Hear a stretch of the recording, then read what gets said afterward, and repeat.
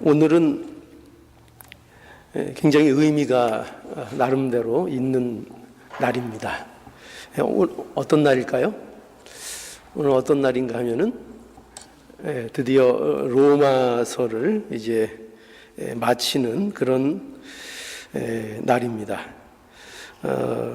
그 로마서를 시작한 게 언제였는가 하면은 2016년 5월부터 로마서를 시작해서 지금 1년 7개월가량 로마서를 가지고 우리가 하나님의 말씀을 살펴보았습니다. 중간에 굉장히 뭐라 그럴까, 좀 그만하고 다른 말씀을 전할까 하는 유혹도 꽤 있었고 했는데 하나님의 은혜로 마지막까지 이렇게 할 수 있게 되어서 저는 개인적으로 굉장히 이 일에 대해서 아주 기쁘게 생각을 합니다.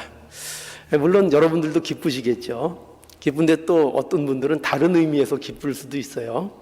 이제 어려운 로마서 드디어 끝나는구나. 이제 또 어디 새로운 데를 시작할까.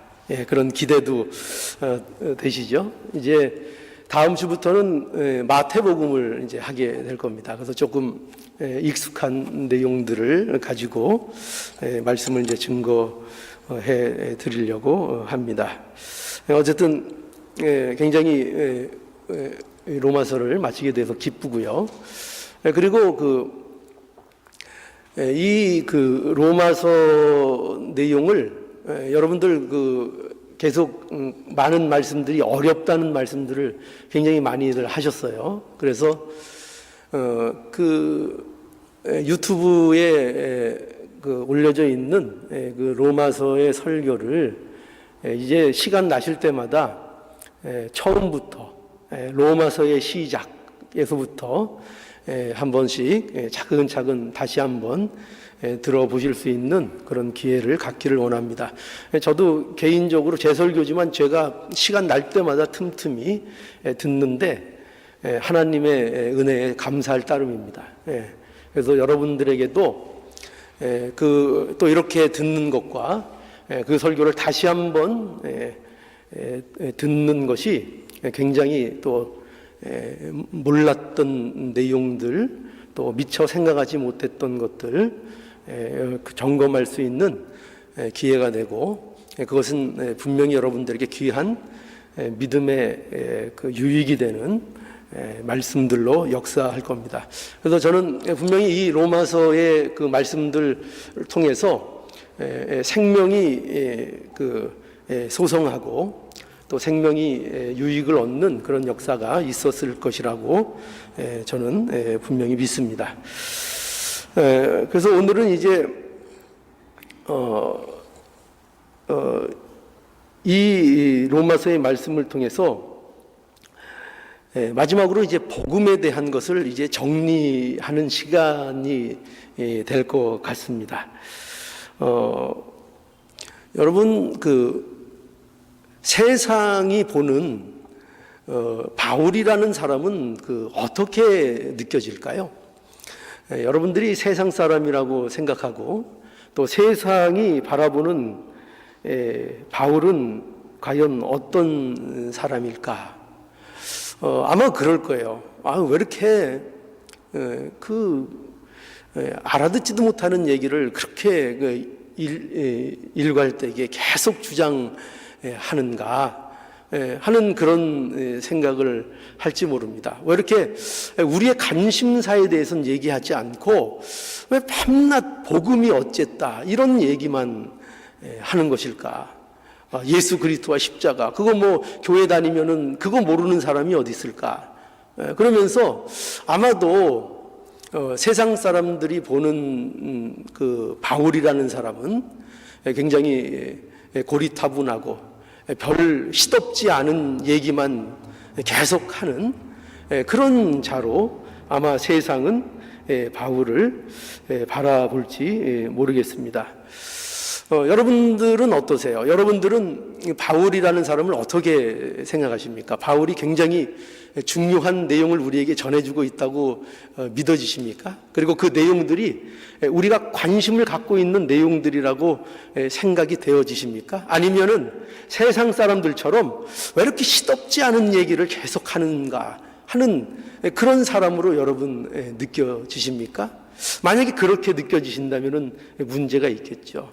만약에 우리가 정말 예수 그리스도 안에서 거듭난 하나님의 사람이라면 우리에게 있어서 이 복음이라는 것이 얼마나 중대한 문제고 얼마나 시급한 문제고 우리가 무엇보다도 지켜야 할 것, 또 전해야 할 것, 관심을 가져야 할 것, 그것이 이 바울이 증거하고 있는 이 복음이라는 내용이라는 것을 우리는 알 수 있을 것입니다.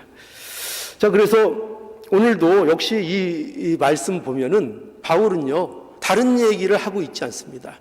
처음부터 끝까지 얘기만 하고 있습니다.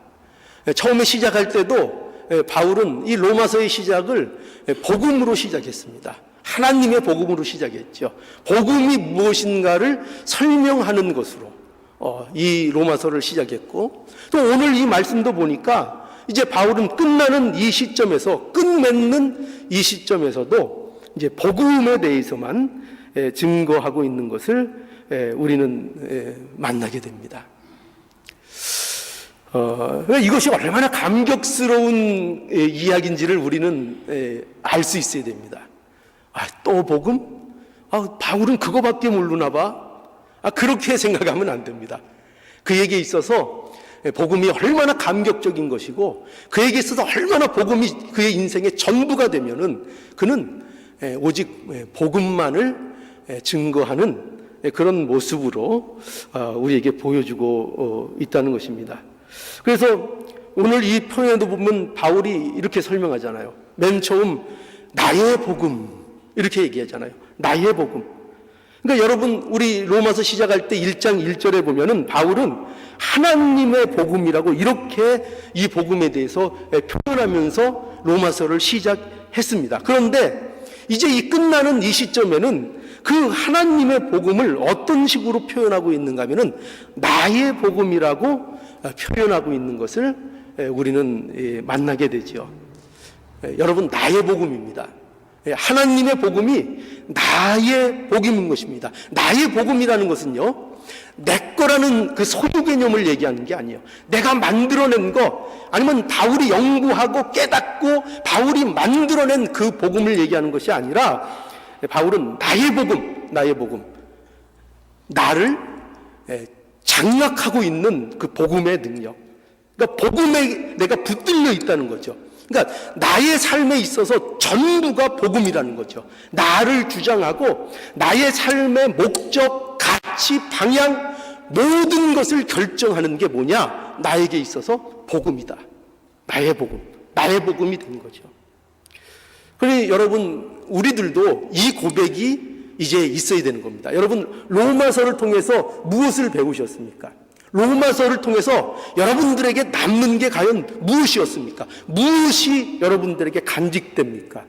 그것은 이 복음이 나의 복음으로 이것이 자리 잡아야 하는 것입니다. 나의 복음이 돼야 되는 것입니다.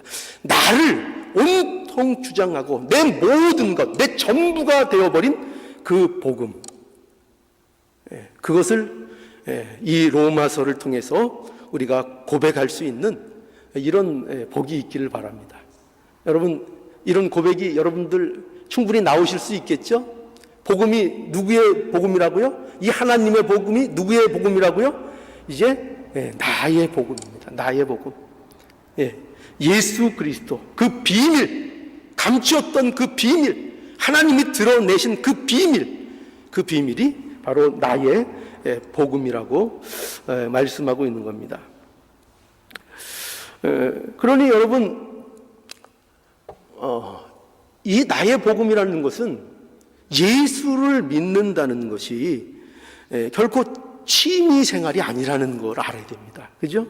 우리는 헷갈릴 때가 있죠. 이게 취미 생활인지 우리의 전부가 되고 있는지. 그거를 우리가 혼동하는 경우가 얼마나 많은지 모릅니다. 결코요, 예수를 믿는다는 것은 내 여가 생활을 즐기는 한 부분이 될 수는 없는 것입니다. 예수를 믿는 것은 나의 전부가 되는 거죠. 나의 전부가 되는 것입니다. 그건 나의 삶의 모든 것이 되는 겁니다. 그래서 여러분, 예수 믿는 것은 그런 의미에서 또 종교 생활도 아니에요. 세상에 소위 말하는 종교를 갖는 것도 아니에요. 예수를 믿는다는 것은 그저 그 어떤 절대자를 의지해서 나의 목적, 나의 어떤 소원을 성취해 내려는 그 욕심으로 가지는 그런 종교적인 의식이 아니에요. 종교적인 본능이 아닌 것입니다. 예수를 믿는다는 건 그런 게 아니에요. 예수를 믿는다는 것은 예수 그분이 나의 모든 것이 되는 거죠. 나의 전부가 되는 거죠. 나의 삶 속에 예수 그분으로 충족하는 거죠. 예수 그분으로 만족하는 거죠. 그렇죠? 이것이 바로 우리가 갖고 있는 기독교 신앙이라는 것을 알아야 됩니다. 그러니 예수 믿는 것은 예수 그리스도가 나의 전부가 되어 그 전부인 삶을 사는 것이라는 것을 분명히 아셔야 됩니다. 종교 생활에 머무르면 안 됩니다. 제가 늘 말씀드리죠. 종교 생활 갖고는 구원받지 못합니다. 종교 생활 갖고는 생명을 얻지 못합니다. 그저 종교 생활 갖고는 겉모습만, 흉내만 내는 것에 불과한 것입니다. 예수를 믿어야 됩니다. 예수가 그의 삶에 있어야 됩니다. 그 예수를 만나야 되는 것입니다. 그래야 구원이 있는 겁니다. 그래서 여러분, 가장 시급한 게 뭐냐? 우리 인생에 있어서 가장 시급한 게 뭐냐 하면은 바로 이 복음을 전파하는 것입니다. 복음을 전파하는 것이죠. 왜 그럴까요? 왜 우리가 복음을 전파하는 것이 가장 시급한 일일까요? 그것은 인간이 처해 있는 그 비참한 상태 때문입니다. 왜 그럴까요? 인간이 처한 상태가 어떤 것일까요? 모든 인간은 그야말로 성경이 증언하는 대로 모두 저주 아래 있기 때문입니다. 왜 저주 아래 있는가? 그 이유가 뭐죠? 왜 모두 저주 아래 있습니까? 죄를 지었죠. 인간이 자초했다는 것입니다. 하나님이 주신 능력 가지고 하나님이 인간에게 능력을 주셨어요. 하나님이 인간에게 자유를 주셨어요. 그 자유의지를 갖고 선택할 수 있는 능력, 모든 좋은 환경들을 인간에게 허락해 주셨어요. 그런데 그 좋은 것 가지고, 그 복된 것 가지고 인간들이 선택한 것이 무엇입니까? 무엇을 선택했죠? 죄를 선택했습니다. 하나님을 거부하는 것을 선택했습니다. 하나님이 없이 자신들이 주인이 되고 하나님을 의존하지 않고 행복할 수 있는 그 세계를 그들은 꿈꾼 거죠. 인간은 그런 존재입니다. 그래서 그 관계를 거절한 거죠. 하나님과의 관계를 거절한 거죠. 보세요. 모든 좋은 것을 받으면 좋은 선택을 한다고요? 인간이 그런 존재라고요? 아니요. 좋은 것을 주었더니 그 좋은 것을 가지고 무엇을 하는 존재라고요? 죄를 짓고 하나님을 거부하고 하나님을 그의 삶 속에서 밀어내는 일에 쓰는 존재가 바로 인간인 것을 역사도 증언하고 있고 우리 스스로도 우리의 심령과 인간의 내면을 살피면 그 모든 것들이 진실이라는 것을 발견하게 되는 거죠. 그래서 인간은요, 하나님과 분리된 삶을 결국 살게 되었습니다. 그 결과는 비참한 거죠. 얼마나 비참합니까? 저주받은 운명 속에 갇혀 버린 것입니다. 그래서 우리가 하나님을 떠나서 무엇을 선택하고 무엇을 만들어냈는가를 보라는 게 어떻게 보면 성경이 우리에게 먼저 말씀하고 있는 거예요.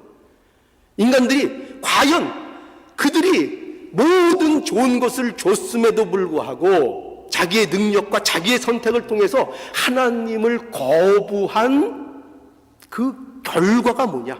그렇게 해서 만들어낸 것들이 뭐냐? 그걸 보라는 거죠. 뭐였죠? 온통 죄로 치닫는 것이었습니다. 우상 숭배의 길로 나가는 겁니다. 온통 음탕한 죄들을, 말할 수 없는 죄들을 만들어내는 것이었습니다. 그 인간들의 모습이었죠. 그들은 진리와 생명을 거부한 거죠. 아무리 훌륭한 것을 주어도 그것을 통해서 결국 죄를 만들어내는 그 인간의 모습을 우리가 알 수 있습니다. 그래서 우리의 비참함이라는 것이 이거였던 거예요. 인간의 비참함이라는 것이 이거였던 거예요. 우리는 어떤 의도, 어떤 생명도 만들어내지 못하는 존재였던 것입니다. 그래서 그 결과가 뭐지요? 결국 멸망인 거죠. 아무리 도덕적으로 살아도, 아무리 착하게 살아도, 아무리 노력을 하고 세상에서 성공이라는 것을 지어도, 세상이 인정하는 칭찬과 온갖 가치들을 가지고 자기 자신들을 치장하고 휘두를지라도 그 결말은 언제나 사망에서 벗어날 수 없는, 언제나 멸망으로 떨어지는 그 결론으로 치달을 수밖에 없는 그 인생이 돼 버린 것입니다. 그래서 여러분, 그 바울이 증거하고 있는 복음이 무엇입니까? 복음이 뭐죠? 복음이라는 것은 이 인간의 비참한 현실에 누가 찾아오셨다는 겁니까? 놀랍게도 하나님이 찾아오셔서 이 비참한 운명을 어떻게 하셨어요? 운명을 어떻게 하셨죠? 운명을 역전시킨 것. 이것이 바로 복음인 것입니다. 이것이 바로 구원이라고 하는 것입니다. 그러니까 바울은 이 복음의 주체가 하나님이라는 사실을 오늘 이 마지막 말씀 속에서 분명히 확인하고 있죠. 그래서 오늘 이 본문에 보면 이렇게 된 것들을 볼 수 있어요. 보세요. 다시 한번 볼까요? 나의 복음과 예수 그리스도를 전파함은 영세전부터 감추었다가 이제는 나타내신 바 되었으며 영원하신 하나님의 명을 조차 선지자들의 글로 말미암아 모든 민족으로 믿어 순종케 하시려고 알게 하신 바 그 믿음의 계시를, 그 비밀의 계시를 쫓아된 것이니. 여러분, 이 표현들 속에서 우리가 무엇을 발견하게 됐죠? 바울은 뭐를 얘기하려고 이렇게 서술하고 있을까요? 과연 뭘 얘기하고 있는 걸까요? 바로 이거죠. 하나님이 이 복음의 주체다. 내가 전하고 있는 복음, 내가 나의 복음이라고 고백하고 있는 이 복음, 창세전부터 감추었던 비밀이었던 이 복음을 누가 준비하셨으며, 누가 계획하셨으며, 누가 그것을 드러나게 하셨으며, 그것을 누가 이루어 가시는가? 그 주체가 누군가? 내가 아니라는 거예요. 바울은 내가 아니라는 거예요. 내가 이 복음을 전하기 위해서 모든 것을 바치고 있고 생명까지도 아끼지 않고 있지만 이 복음을 만들어낸 자는 내가 아니라는 거예요. 이 복음은 나로부터 나온 게 아니라는 거예요.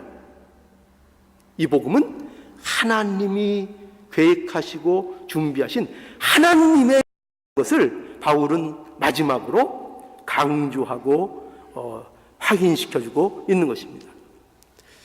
그러니까 여러분, 복음은 하나님의 능력이죠. 그죠? 어떤 능력입니까? 우리의 못남, 우리의 연약함, 그것을 뚫고 들어오는 하나님의 능력이죠. 우리를 그 연약함 때문에 망할 수밖에 없고 그 부족함 때문에 멸망으로 갈 수밖에 없는 우리를 그냥 버려두시거나 방치하지 아니하시고 우리 가운데 뚫고 들어오셔서 그 못난 것을, 그 부족한 것임에도 불구하고 그 모든 안 된다는 조건들을 뚫고 들어오셔서 우리를 구원해 내시는 하나님의 능력, 그게 복음인 거죠. 하나님의 구원의 능력, 이것이 우리의 운명을 역전시키는 하나님의 능력인 것입니다. 그럼 여러분, 그러니 이 세상 사람들에게 있어서 이 복음을 증거하는 것보다 이것보다 중대한 일이 어디 있겠어요? 그죠? 이거보다 시급한 일이 어디 있겠어요? 여러분, 돈 버는 거 중요합니까? 안 중요합니까? 중요하죠. 예, 돈을 얼마나 버는 거 중요하죠. 그러나 돈을 얼마나 벌고 세상을 얼마나 재미있게 살고 이런 것들은 정작 우리에게 있어서 시급한 문제도 사실은 그렇게 중대한 문제도 아닙니다. 그렇지 않습니까? 인생은 안개와 같은 거예요. 우리 찬송에도 나그네, 그죠? 나그네. 그야말로 아이고 아침에 일어나 보니 새벽에 일어나니 왜 이렇게 안개가 자욱하지? 이래서 이 안개 때문에 뭐 할 수 있겠어? 그러나 언제 그 생각을 했는지가 무섭게 금방 그 안개들은 이제 전부 다 사라져 버리죠. 그러니까 우리의 인생이라는 게 그렇죠. 좀 안다 싶으면, 좀 산다 싶으면, 그죠? 좀 내가 이제 뭔가 인생에 대해서 알 것 같다 싶으면, 그러면은 우리는 이제 이 인생을 끝내야 될지도 모릅니다. 금방 끝나요. 금방 끝납니다. 50년이요? 길다고요? 여러분 살아오셨으니까 50년이 얼마나 짧은지 아시겠죠? 50년이 길다고요? 금방 끝납니다. 뭐가 중요할까요? 네? 물론 돈 버는 거 중요하고 성공하는 거 중요하고 세상에서 재밌게 사는 거 중요합니다. 그러나 그거보다 더 중대하고 시급한 영혼의 문제, 영혼에 대한 준비가 돼 있지 않으면 이 모든 것들은 참으로 허망한 일에 불과한 것입니다. 여러분 극단적으로요. 여러분 복음을 모르면서 한 50년 재미있게 사는 것보다 복음을 알고 복음 안에서 오늘 죽는 게 더 복되다. 여러분 이거 아멘 할 수 있으시겠어요? 뭐가 더 복되다고요? 50년 재밌게 복음 모르고 세상에서 재미지게 사는 것보다 복음 안에서 오늘 당장 죽는 게 더 복되다. 성경이 얘기하는 건 그거예요. 성경이 우리에게 증거하는 것은 바로 그것을 얘기하고 있는 것입니다. 이것이 기독교의 신앙이에요. 그러니 여러분 우리가 이 복음을 전하는 일에 힘을 써야 됩니다. 복음을 전하는 일이 시급한 일입니다. 전도는 어떤 일인가 하면은 전도는 누구를 설득하는 작업이 아니에요. 우리가 그래서 아마 전도가 힘든지도 모르겠어요. 그렇게 생각해서 힘든지 모르겠어요. 그러니까 우리는 누구를 선택해서 내가 믿게 한다고 생각하죠. 또는 내가 어떤 호의를 베풀어서 그들에게 믿게 만들 수 있다고 그렇게 생각을 해요. 그러나 여러분, 한 사람이 예수를 믿게 되는 것은요, 결코 설득으로 되는 문제가 아니에요.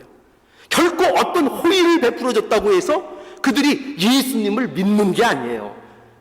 그것 때문에 믿어지는 것이 아닙니다. 어떻게 믿어지겠어요, 여러분? 그죠? 호의 때문에 믿어진다고요?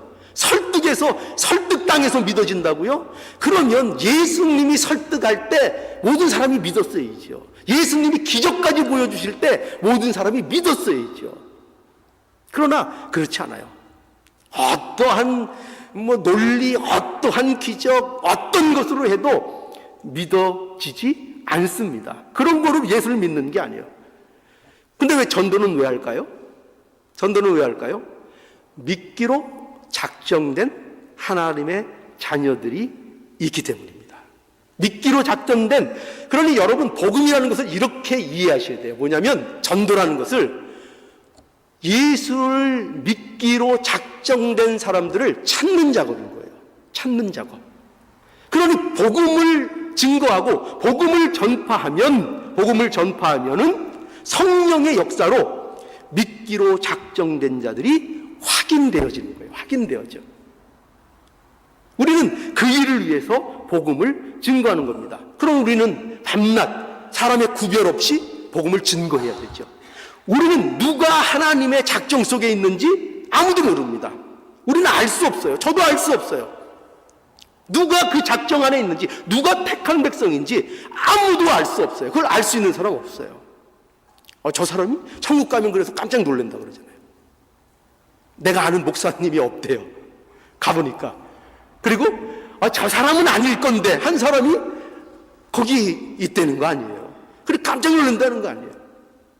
그러니 여러분, 우리가 복음을 무조건 전파해야 되는 것이다. 무조건 전파하면 거기에 하나님께서 성령의 인도를 통해서 믿기로 작정된 자는 그 모든 역사 속에서 확인되어 하나님께로 돌아오는 이런 생명의 역사가 일어나는 거죠. 그래서 요한복음 6장 39절에 보면 나를 보내신 이의 뜻을 행하려 함이니라. 나를 보내신 이의 뜻은 내게 주신 자 중에 내가 하나도 잊어버리지 아니하고 마지막 날에 다시 살리는 이것이니라. 그러니까 하나도 잊어버리지 않는다는 거예요. 하나님께서 구원하기로 작정한 하나님의 백성은 하나도 잃어버리는 일이 없다는 거예요. 마치 목자가 자기 양을 불러낼 때에 자기 양을 한 마리도 빼놓지 않고 다 불러내듯이 한 명도 잃어버리지 않는다는 거예요. 그럼 가룟 유다는 뭘까요? 그건 누가 뭐겠어요? 하나님의 자녀가 아니죠. 하나님의 자녀가 처음부터 아닌 겁니다. 그러니까 믿다가 하나님의 자녀였는데 하나님이 자녀가 안 되는 일은 없어요. 하나님의 능력은 그런 능력이 아니에요. 하나님께서 계획하시고 작정하시고 하나님께서 예비하신 것들은 결코 실패함이 없습니다. 하나님 앞에 참으로 구원받은 백성은, 하나님이 이루신 구원을 받은 자는 그 구원이 어떤 일에도 실패되거나 취소되는 일이 없습니다. 만약에 취소되는 것 같은 모습을 봤다면 그것은 처음부터 아니었던 거예요. 처음부터 하나님의 백성이 아니었던 거예요. 그저 하나님의 백성인 흉내를 낸 거죠. 또 자기의 욕심을 위해서, 세상적인 어떤 가치를 위해서 예수 그리스도를 이용한 것이죠. 그것에 불과한 것입니다.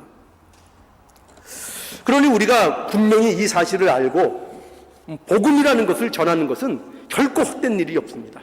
그것이 결코 헛되게 돌아가는 것이 없습니다. 반드시 복음이 전파되면 하나님의 믿기로 예정된 백성은 반드시 그 말씀에 반응하게 되어 있습니다. 돌아오게 되어 있습니다. 그러니 헛으로 떨어지는 하나님의 말씀은 없습니다. 그러니 우리가 이 말씀을 전파하는 일에 이제 힘을 좀 써야 됩니다. 그래서 저도 사실은 이 복음 증거하는 일에 그렇게 강조하지 않고, 저는 이제 말씀 전하는 일로 많이 강조를 했는데, 우리가 이제 우리의 삶 속에서도 이제 복음을 증거할 수 있는 그런 기회들을 많이 우리들이 좀 찾고 좀 실천할 수 있는 우리가 됐으면 좋겠습니다. 그렇게 이름은 바뀔 수 없지만 어떤 분이 또 전도에 사용하라고 또 이렇게 전도 용품을 이렇게 좀 준비를 해주신 분이 있어요. 그래서 그렇게 하나님께서 우리를 또 채찍하시니까 우리가 그런 것들을 활용하고 또 내년에는 전도지도 만들고 해서 우리가 할 수 있는 대로 우리가 이 복음을 전파해서 하나님 앞에 믿기로 작정된 자들을 하나님 앞에 확인하는 이런 우리의 전도의 일을 좀 해야 되겠습니다. 자, 그리고 이 말씀을 통해서 이제 정말 중요한 또 대목이 하나 남았어요. 뭐냐면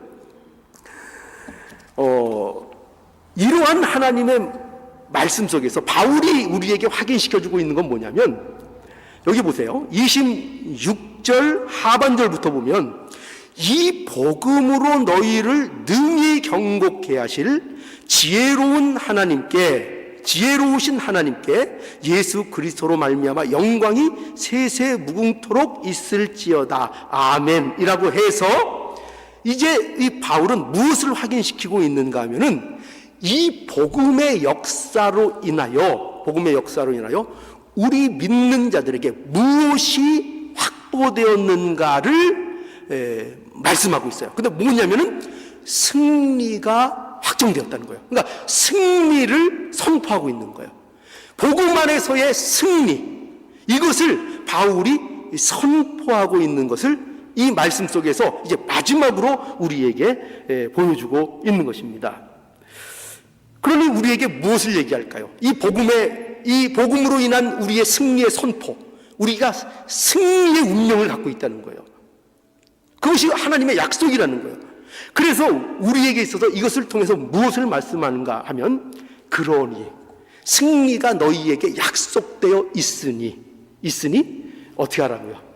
여러분, 약속되어 있는 승리를 어떻게 하는 게 우리에게 복된 거겠어요? 어떻게 되겠죠? 그 승리를 누리라 이거예요. 누리라. 그 승리, 너희에게 약속된 그 승리로 약속된 운명 속에 있는 너의 복된 그 존재를 삶 속에서 누리라는 거예요. 누리라. 너희 존재의 복됨. 제가 여러 번 강조드렸죠. 우리 기독교인들에게 있어서 복이다 할 때 그 복이라는 개념이 뭐냐면, 무엇을 우리에게 어떤 가치를 더해서 그 복됨을 얘기하는 것이 아니라 우리 존재의 복됨이라 그랬어요. 그죠? 우리 존재가 무엇을 갖다 놔도, 어떤 조건과 어떤 환경에 떨어져도 그 존재의 복됨은 빼앗길 수 없다.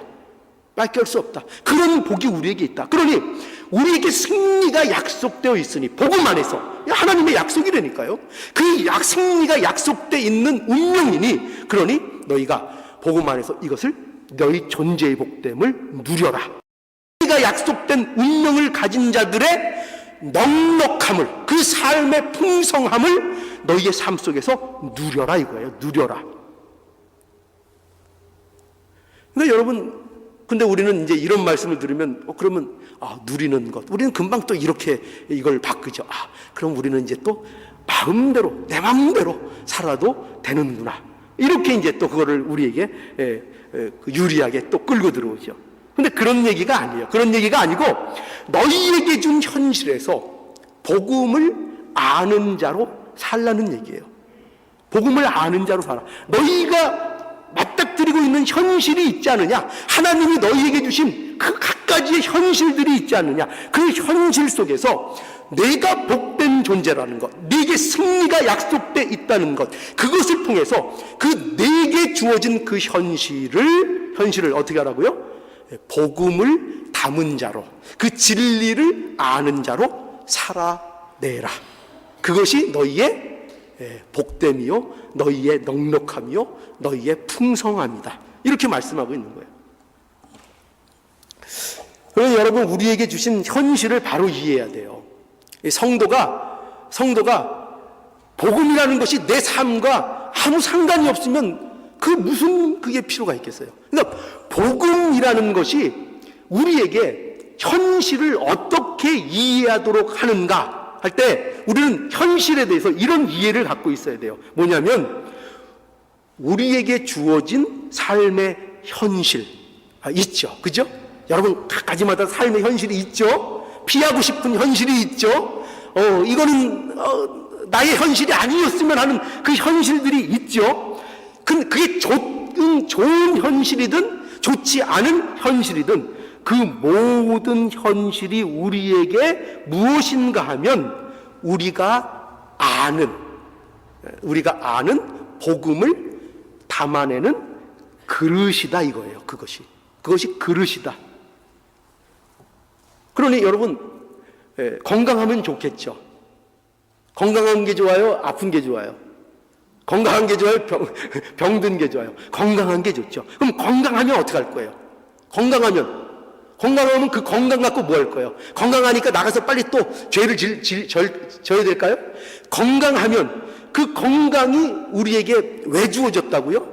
그 건강을 통해서, 그 건강이라는 현실 속에서 뭘 하라는 거예요? 그 건강이라는 현실에 내가 받은 복음이라는 것을 담으란 얘기예요. 그렇죠? 내가 가진 건강을 통해서 내가 하나님이 주신 그 복음의 진리를 가지고 어떻게 그 건강으로 살아가는가를 보여주라는 거죠. 그걸 나타내라는 거죠. 그럼 여러분, 아프면 안 될까요? 질병이 있으면 안 될까요? 몸이 비실비실하면 그러면 안 될까요? 아니요. 그 비실비실한 그 몸 갖고 아프면 아픈 대로 그 병든 것으로 복음을 또 어떻게 하라는 거예요? 담아내라는 거예요. 암 3기라고요? 이제 얼마 안 남았다고요? 얼마 남지 않은 그 삶 속에 뭘 담아내라고요? 복음을 담아내라고요. 우리에게 하나님이 요구하시는 그거예요. 그동안 너에게 준 그 병, 그것을 통해서 뭘 하면 되는 거예요? 뭘 하면 하나님이 뭘 하면 기뻐하시는 거예요? 뭘 하면 잘 사는 거죠? 그걸 가지고 복음이 어떠함을, 하나님의 어떠함을, 그 환경을 가지고 드러내면 되는 거예요. 드러내면 되는 거예요. 거기서 승리하는 모습을 드러내면 되는 거예요. 거기서 좌절하지 않는 모습을, 거기서 망망하지 않는 모습을, 거기에서 예수 그리스도를 붙잡고 사는 그 모습을 보여주면 되는 거예요. 그것이 우리에게 말씀하는 거예요. 다 복음을 담아내려는 거예요. 여러분, 원수가 없었으면 좋겠죠? 그죠? 원수가 없었으면 좋겠죠. 그러나 원수를 주십니다. 그죠? 벌써 우리 가정 안에도 벌써 원수를 주시잖아요. 그 가까운데 원수를 꼭 두시잖아요. 그 원수가 왜 필요하죠? 원수를 통해서 뭐 하려는 거예요? 복음이 뭔지를 그 원수 갖고 증명하려는 거예요. 그 원수 갖고. 그 보기 싫은 사람, 그 사람 갖고 늘 다투고 나에게 가시 같은 그 사람 보고 그 사람을 통해서 복음이 어떤 것인가를 드러내려는 거예요. 복음이 어떤 것이라는 걸 드러내는 거예요. 그러니 여러분, 그 원수는 내가 가진 복음을 나의 현실의 삶에서 구체화시키는 하나님의 복이죠. 그 원수가 없었으면 나를 통해서 복음이 드러날 일이 없었어요. 그런데 그 원수가 있는 바람에 나를 통해서 하나님의 어떠하심이, 하나님의 살아계심이, 하나님의 신실하심이, 하나님의 복음이 무엇인지, 그 때문에 나를 통해서 내 모습에서 복음이 구체화되어지는 것입니다.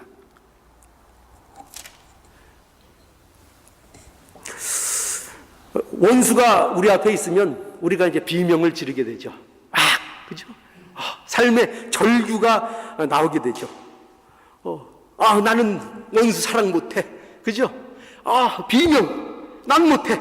난 딴 건 다 해도 저 사람은 사랑 못해. 저 사람은 용서 못해. 그 비명이 여러분들에게 나와야 됩니다. 그걸 안 나오는 것은 시도조차를 안 했기 때문에요. 시도를 하면 반드시 비명이 나오게 되어 있습니다. 저 사람 용서해야 되는데, 저 사람 사랑해야 되는데, 근데 안 되거든요. 안 되거든요. 죽었다 깨어나도 안 되거든요. 그때 우리가 그 과정을 통해서 복음을 우리의 삶 속에서 구체화시켜야 하는 것입니다. 이 사람이 내 앞에 왜 있는가? 여러분 한번 이 차원에서 생각해 볼 수 있기를 바랍니다. 이 사람이 내 옆에 왜 있는가? 하나님이 저 사람은 왜 나를 만나게 했을까? 나는 저 사람을 왜 만났을까? 원망하고 불평하고 미워하고 질투하라고 저 사람을 나에게 주셨을까? 아니요. 뭐를 드러내라고요? 그를 통해서 하나님의 복음이 무엇인지를 우리의 삶 속에 구체화시키라고 말씀해 주신 것입니다. 그러니 여러분, 우리의 삶 속에서는요, 이것이 드러나면 되는 겁니다. 뭐가 드러나면 되느냐? 그리스도의 신실하심이 드러나는 삶을 살면 되는 겁니다. 우리의 연약함 때문에 안 된다고요? 아니요. 우리의 연약함 때문에 하나님의 신실함이 드러납니다. 우리의 부족함 때문에 하나님의 신실하심과 그의 능력이 어떠함이 더욱더 드러납니다. 그러니 여러분, 연약하다고 실망할 거 없어요. 부족하다고 실망할 거 없어요. 우리의 삶 속에서 그 모든 것을 통해서 하나님의 신실하심이 드러나고 있다면, 그렇죠? 하나님의 신실하심. 우리 얼마나 연약합니까? 그러나 이 연약함 속에서도 너희 속에 착한 일을 시작하시니가 그리스도 예수의 날까지 이루실 줄을 우리가 확신하노라. 빌립보서 1장 6절. 그죠? 하나님이 우리에게 시작하신 이 생명의 이 일은 누가 이루신다고요? 하나님이요. 하나님이 끝까지 이루신다고요. 로마서 8장 38절로 39절. 내가 확신하노니 사망이나 생명이나 천사들이나 권세자들이나 현재 일이나 장래일이나 능력이나 높음이나 기쁨이나 다른 아무 피조물이라도 우리를 우리 주 그리스도 예수 안에 있는 하나님의 사랑에서 끊을 수 없느니라. 그러니까 우리의 삶은 뭘 증명하면 되냐면 이걸 증명하면 되는 거예요. 우리 자신이 잘남을 증명하려는 게 아니에요. 바리새인들처럼 나는 이것도 했습니다, 이것도 지켰습니다, 이것도 지켰습니다, 나 잘했죠, 나는 저 사람과 다릅니다, 이거 하지 말고 뭘 하라는 거예요? 이거 하지 말고 하나님이 얼마나 신실하신가, 내가 이렇게 부족한데도 하나님이 나에 대해서 손을 놓지 않으시네, 나를 붙잡은 그 손을 하나님이 그 사랑을 끊어지를 않으시네, 끊어내지를 않으시네. 이 정도면 하나님이 나를 싫어하실 만도 한데, 이 정도면 나에 대해서 이제 포기하실 만도 한데, 그런데 하나님은 그 굳게 잡으신 하나님의 그 손을 결코 놓으시지를 않으시는 그 하나님, 그 하나님의 신실하심, 그 붙잡으시는 자비롭고 긍휼이 무한하신 그 하나님을 나타내면 되는 거예요. 우리의 삶이 그걸 나타내는 거예요. 그러니까 우리는 이것을 나타내는 삶을 살면 하나님께 칭찬받는 겁니다. 하나님이 기뻐하시는 겁니다. 여러분, 하나님께서 여러분을 복음으로 경고케 하십니다. 오늘 말씀이 바울이 결론으로 하는 그 내용이잖아요. 하나님이 우리를 뭐로 경고케 하신다고요? 복음으로 경고케 하세요. 무슨 세상 지식, 무슨 세상 배운 거, 또 세상의 어떤 가치, 세상의 성공, 물질, 이런 거로 우리를 경고케 하시는 게 아니에요. 세상의 윤리, 철학, 이런 거로 우리를 경고케 하시는 게 아니에요. 오직 하나님께서 우리를 복음으로 경고케 하시고, 복음으로 우리를 승리케 하시고, 복음으로 우리를 끝까지 붙들어 역사해 주시는 것입니다. 그러니 여러분의 인생에 있어서 이 복음의 현실을, 이 복음을, 우리가 갖고 있는, 우리에게 베푸신 이 복음을 우리의 삶의 현실에서 담아내는 그 복을 우리가 누릴 수 있기를 바랍니다. 그 복을 누리셔야 돼요. 그죠? 현실이 다 있죠? 너무 많죠? 그죠? 갖가지 일들이 있죠? 어기없는 일들이 있죠? 어려울수록 더 구체화된다니까요. 어려울수록, 고난이 있을수록 복음이 더욱더 우리에게 빛을 발한다니까요. 더 빛난다니까요. 더 구체화된다니까요. 여러분, 이거를 우리의 인생 속에서 누리는 게, 이게 기독교인들의 복인 거예요. 엉뚱한 복들 찾지 마세요.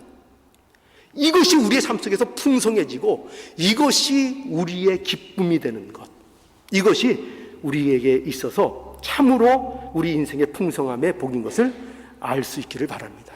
이 놀라운 은혜가 이 로마서를 통해서 여러분들에게 흘러들어가 여러분들의 삶의 근거가 되고 힘이 되고, 모든 것이 복음 안에서 여러분들에게 힘이 될 수 있는 이런 놀라운 은혜가 있기를 간절히 바랍니다.